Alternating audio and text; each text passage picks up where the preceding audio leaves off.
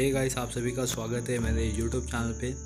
आज हम बात करने वाले हैं इकोनॉमिक्स। देखिए, यहाँ जैसे कि हमने पहले भी वीडियो स्टार्ट किया हुआ है इकोनॉमिक के बारे में, और यहाँ पे हम 3B पार्ट देख रहे हैं, यानी कि इकोनॉमिक जो चैप्टर है हमारे पास उसके अंदर हम 3B के बारे में बात कर रहे हैं। 3B है आपका इलास्टिसिटी ऑफ द डिमांड। इससे पहले वाले वीडियो पे मैंने इसका इंट्रो पार्ट और कुछ पॉइंट मैंने आपको एक्सप्लेन कर दिए हुए हैं।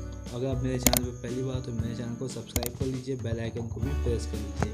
आइए आज हम बात करेंगे type of the price elasticity of the demand. ठीक है, ओके। यहाँ पे हम फर्स्ट वन देख रहे हैं, perfectly elastic demand in the bracket ED equals to infinite. देखिए, इन्फिनाइट हमें बेसिकली मालूम है कि इन्फिनाइट होता क्या है। इन्फिनाइट मतलब होता है कि ये अनकाउंटेबल, हम उसको बोलते हैं। यहाँ पे परफेक्टली इलास्टिक डिमांड में इन्फिनाइट का क्या वैल्यू, ये मैं आपको एक्सप्लेन कर देता हूँ, और साथ ही साथ ये बता देता हूँ कि परफेक्टली इलास्टिक डिमांड होता है क्या, एक सिंपल वर्ड में।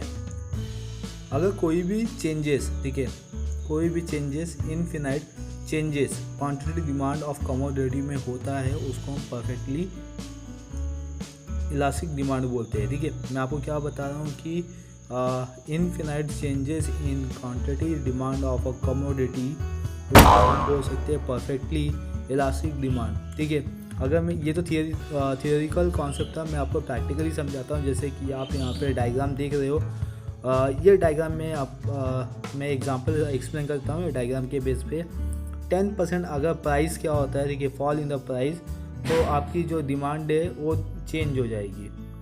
10% क्या होगा, आपका प्राइस चेंज होगा और इनफिनाइट क्वांटिटी डिमांड आपका चेंज हो जाएगा।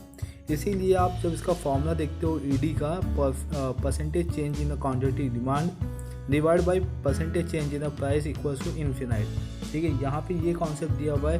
आप जैसे डायग्राम देखिए, वहाँ पे डायग्राम में क्या दिया गया है, आपको एक्स एक्सिस दिया हुआ है, जो हॉरिजॉन्टल क्या है, पैरेलल है एक्स एक्सिस के।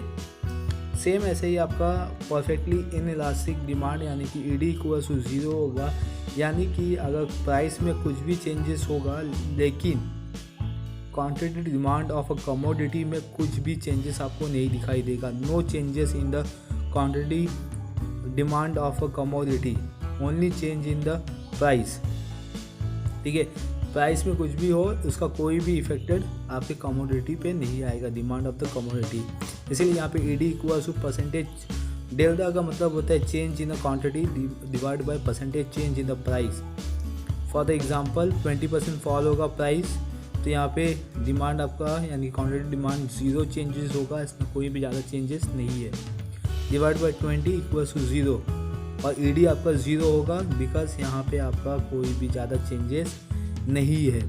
ठीक है, तो इसीलिए यहाँ पे हमने प्रूव भी कर दिया कि ED इक्वल्स टू 0 होता है, यानी कि परफेक्टली इन इलास्टिक डिमांड हम इसको बोल सकते हैं। और इलास्टिक में कैसा होता है कि आपका प्राइस चेंज होगा तो आपका क्वांटिटी डिमांड भी चेंज होगा। जैसे अभी आप यहाँ पे डायग्राम देख सकते हो, perfectly in elastic demand equals to 0 है।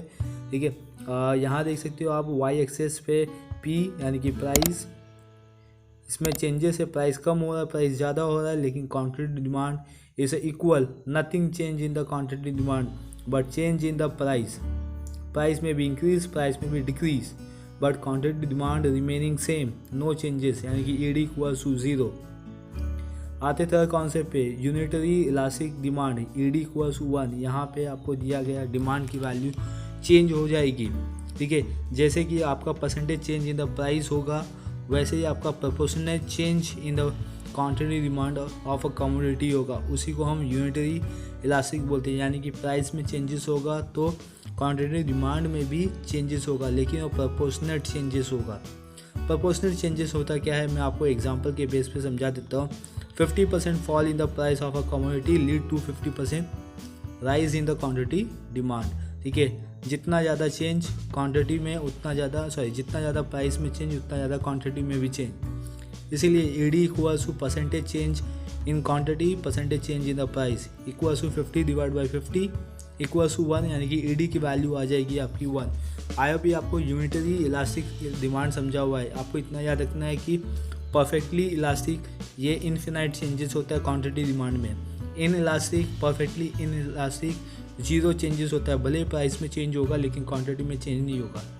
यूनिटरी में क्या होगा कि प्रोपोर्शनल चेंजेस होगा, यानी कि प्राइस भी सेम और क्वांटिटी भी सेम होगा, यानी कि 50% अगर प्राइस चेंज होगा तो 50% आपका क्वांटिटी भी चेंज होगा। तो दोनों की वैल्यू क्या होगी, प्रोपोर्शनल, यानी कि 1/1। आप डायग्राम में सॉल्व एग्जांपल में देख सकते हो कि ईडी की वैल्यू आपको गिवन है, ED equals to percentage change in the quantity, ठीक है, और percentage change in the price. तो परसेंटेज चेंज कितना हुआ है, 50-50 चेंज हुआ है, इसलिए ईडी की वैल्यू आ गई है 1, ठीक है। आइए इसको हम डायग्राम में समझते हैं। आप जैसे यहाँ पे देख सकते हो कि प्राइस यानी कि P डिक्रीज़ हुआ है P1 पे, क्वांटिटी इंक्रीज़ हुआ है Q से Q1 पे, ये प्रोपोर्शनल इंक्रीज़ हुआ है। जितना ज़्यादा प्राइस कम होगा उतना ज़्यादा क्या होगा, क्वांटिटी डिमांड ज़्यादा हो जाएगा, ठीक है। इसीलिए ये कर्व बनेगा DD, जो आपको कर्व दिया गया डिमांड कर्व, यहाँ पे आपको शो कर रहा है कि ED इक्वल्स टू 1 है, और इसको हम बोलते हैं रेक्टेंगल हाइपरबोला। ये आपके मैथ्स का कॉन्सेप्ट भी है, आपको मैथ्स में भी मिल जाएगा इंटीग्रेशन के अंदर। ये रेक्टेंगुलर आप देख सकते हो कि जो डायग्राम बन रहा है वो रेक्टेंगुलर फॉर्म में बन रहा है, और इसके बेस पे आपको एक हाइपरबोला गया, यानी कि डिमांड जो कर्व है उसको हम बोलते हैं hyperbola. Okay, next fourth one, relatively elastic demand, ठीक है। ईडी मोर देन 1 दिया हुआ है, यानी कि यहाँ पे रिलेटिव जो इलास्टिक होता है इसमें जो डिमांड है, क्वांटिटी डिमांड है, वो ज़्यादा से ज़्यादा चेंज होगा, यानी कि जो आपकी प्राइस की वैल्यू अगर 50% चेंज होगी तो आपका डिमांड 70 या 100% भी चेंजेस हो सकता है। तो यहाँ पे ये भी प्रोपोर्शनल चेंज है, लेकिन यहाँ पे डिमांड ज़्यादा चेंज होगा और प्राइस कम चेंजेस होगा, ठीक है। तो आइए हम उसको प्रैक्टिकल यानी कि एग्जाम्पल के तौर पे समझते हैं। 50% fall in the lead to 100% raise in the quantity demand, इसलिए यहाँ पे दिया गया है ED equals to percentage change in the quantity, percentage change in the price. ED यानी कि क्वांटिटी कितना चेंज हुआ है, 100% चेंज हुआ है, और प्राइस कितना चेंज हुआ है, 50%। तो दैट इज़ मीन हम जब इसको डिवाइड करेंगे तो ED की वैल्यू मिल जाएगी 2। ED मतलब कि इलास्टिसिटी ऑफ डिमांड, ठीक है, इलास्टिसिटी ऑफ डिमांड आपका 2 आ गया है, that is mean it is more than 1 है, तो इसीलिए ये रिलेटिवली इलास्टिक डिमांड है। आपको ये कॉन्सेप्ट याद रखना है कि अगर हम 1 से ज़्यादा अगर डिमांड चेंज होगा तो आपको उसको क्या रिप्रेजेंट करना है, रिलेटिवली इलास्टिक डिमांड, उसको हम कंसिडर करते हैं। अगर आपको कहीं पे भी कुछ भी डाउट हो क्लास, तो आप मुझे कमेंट करें, मुझे अपना डाउट पूछे, मैं आपको जल्द से जल्द इसका रिप्लाई दे दूंगा, ठीक है। आइए हम इसको डायग्राम के बेस पे समझ लेते हैं। यहाँ पे भी सेम कॉन्सेप्ट है, आप देख सकते हो जैसे हमने पहले देखा था। यहाँ पे भी प्राइस दिया, प्राइस यहाँ पे डिक्रीज़ हो रहा है, लेकिन मैंने जैसे बताया कि अगर प्राइस 50% डिक्रीज़ होता है तो डिमांड आपका 100% इंक्रीज़ होगा। तो यहाँ पे आप देख सकते हो कि प्राइस P1 पे चेंजेस हुआ है और क्वांटिटी आपका Q1 पे चेंजेस हुआ है। यहाँ पे हम डायग्राम से देख सकते हैं कि प्राइस लिटिल बिट चेंज हुआ है और क्वांटिटी ज़्यादा चेंज हुआ है, तो इसीलिए यहाँ पे ED मोर देन 1 हो गया और DD का कर्व बन रहा है, ठीक है। इस कर्व को हम बोलते हैं फ्लैटर स्लोप, ठीक है। Flatter slope that is mean जो एक पार्ट पे क्या होता है, ज़्यादा चेंजेस होता है और एक पार्ट पे कम चेंजेस होता है। और इससे पहले जो हमने देखा था रेक्टेंगल हाइपरबोला, वहाँ पे दोनों इक्वली चेंजेस होता है, यानी कि 50-50% चेंजेस होता है, ठीक है। आई होप ये आपको कॉन्सेप्ट समझा होगा, रिलेटिवली इलास्टिक डिमांड। अब आते हैं हम रिलेटिवली इन इलास्टिक डिमांड।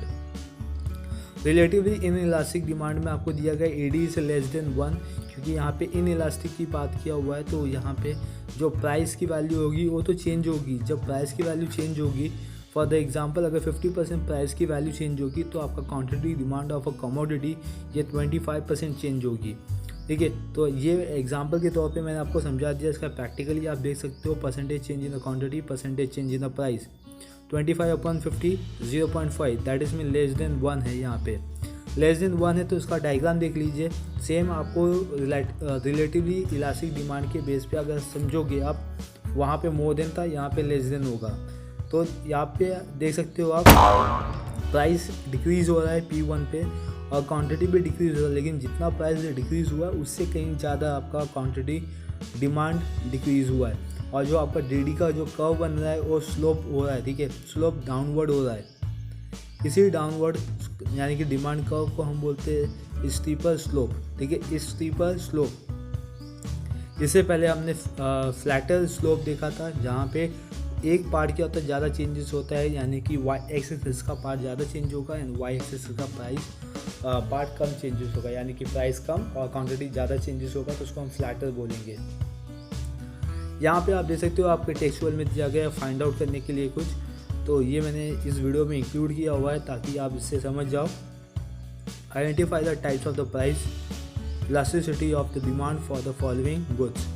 तो अभी मैंने आपको टोटल 5 टाइप्स के बताए हुए, ठीक है। इस 5 टाइप के बेस पे आपको ये आइडेंटिफाई करना है कि कौन किस टाइप के गुड्स में या कौन से टाइप के डिमांड में ये आता है।